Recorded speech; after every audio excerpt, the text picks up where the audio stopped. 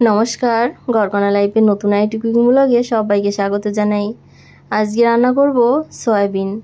তো এই সয়াবিনটা অনেক রকমভাবেই কিন্তু রান্না হয়, তবে আজকের রেসিপিটা একটু অন্যরকম হতে চলেছে। চলো তোমরা প্রথম থেকে শেষ পর্যন্ত ভিডিওটি দেখো, আশা করি তোমাদের ভালো লাগবে। আর কি লাগছে, কি করে রান্না করছি তোমরা দেখে নাও। এই যে এখানে দেখো টমেটো নিয়েছি, পেঁয়াজ, লঙ্কা, আদা, তারপরে একটু কাঁচা লঙ্কা, আর এখানে দুটো লবঙ্গ, দুটো এলাচ আর একটু ধনেপাতার ডাঁটি দিয়েছি, সব একসঙ্গে পেস্ট করে নেব।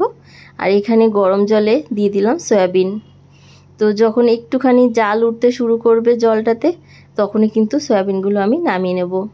খুব বেশি কিন্তু সেদ্ধ করব না, কারণ একটুখানি জাল উঠলে সয়াবিনটা একটু নরম হলেই কিন্তু খেতে বেশ ভালো হয়। আমি 2-3 বার ভালো জল দিয়ে ভালো করে পরিষ্কার করে নিয়েছি, আর জলটা চিপড়ে সয়াবিনগুলো নিয়ে নিয়েছি। এর মধ্যে বেটে রাখা মশলাটা দিয়ে দিয়েছি, দিয়ে লবণ আর হলুদ দিয়ে দিলাম স্বাদ অনুযায়ী। একবারেই কিন্তু আমি দিলাম।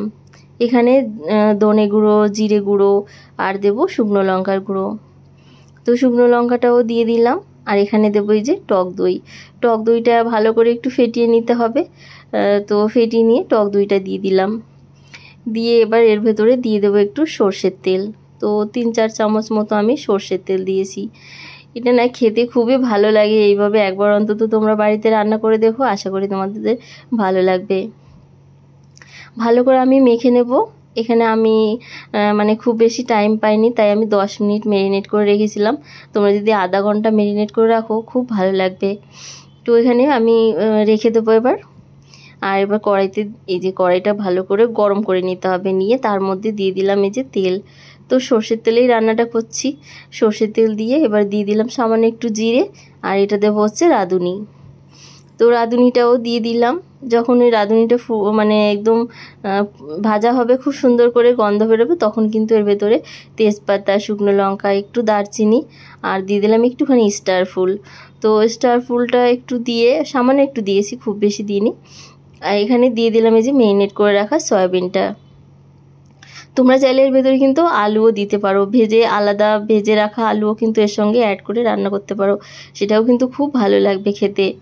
তবে আমি এখানে আলুটা দিইনি, শুধু সয়াবিনটাই রান্না করেছি। আলু দিলেও বেশ ভালো হয়।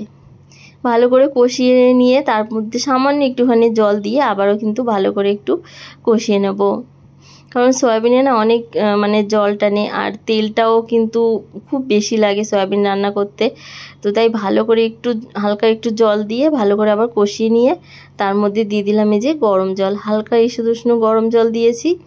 দিয়ে আমি খুব বেশি কিন্তু গ্রেভি করব না, ঝোল করব না, একটু হালকা গ্রেভি থাকবে, তাহলেই কিন্তু ভালো লাগবে খেতে। সামান্য একটুখানি লবণ দিয়ে দিলাম স্বাদ অনুযায়ী। দিয়ে আমি 3-4 মিনিট একটু রেখে দিয়েছিলাম ঢেকে, ঢেকে জাল করে নিয়েছি মিডিয়াম আঁচে। তো এবার দেখো ওপরে তেল ছাড়তে শুরু করেছে। তো ঝোলটা যত সুন্দর জাল হবে, তখন কিন্তু হালকা তেল ভাসতে শুরু করবে ওপর থেকে। তো ওপরে একটুখানি ভাজা জিরের গুঁড়ো দিয়ে দিলাম। আর এখানে দিয়ে দেবো এই যে একটুখানি কাসুরি মেথি। তো কাসুরি মেথিটা একটু হালকা আমি কড়াইতে গরম কড়াইতে একটু হালকা গরম করে নিয়েছি।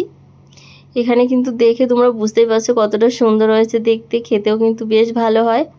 আর যারা আমার ব্লগ দেখছো তারা কিন্তু অবশ্যই একটু কমেন্ট করো, লাইক করো, শেয়ার করো, আর ভিডিও দেখার অনুরোধ করছি সবাইকে। অনেক কষ্ট করে ভিডিও করি, তোমরা যদি দেখো আমার খুব ভালো লাগবে। আর একটু লাইক করে দিও, কমেন্ট করো। একটু ধনেপাতা দিয়ে ভালো করে নেড়ে চেড়ে নামিয়ে নিলাম। তো হয় না, ভিডিও ভিউজ হলে, লাইক কমেন্ট হলে ভিডিও করার খুব আগ্রহ হয়, আর অনেক কি বলবো, মনে খুব আনন্দও হয়, ভিডিও করতেও ইচ্ছা করে। যারা আমার ব্লগ দেখছো তাদেরকে অসংখ্য অসংখ্য ধন্যবাদ জানাই। যারা নতুন আছে অবশ্যই কিন্তু চ্যানেলটা সাবস্ক্রাইব করে বেল বাটন ক্লিক করে অল অন করে রেখো, যাতে আমার ব্লগ চলে তোমাদের ফোনে নোটিফিকেশন পৌঁছে যায়। সবাই ভালো থেকো, সুস্থ থেকো, টাটা।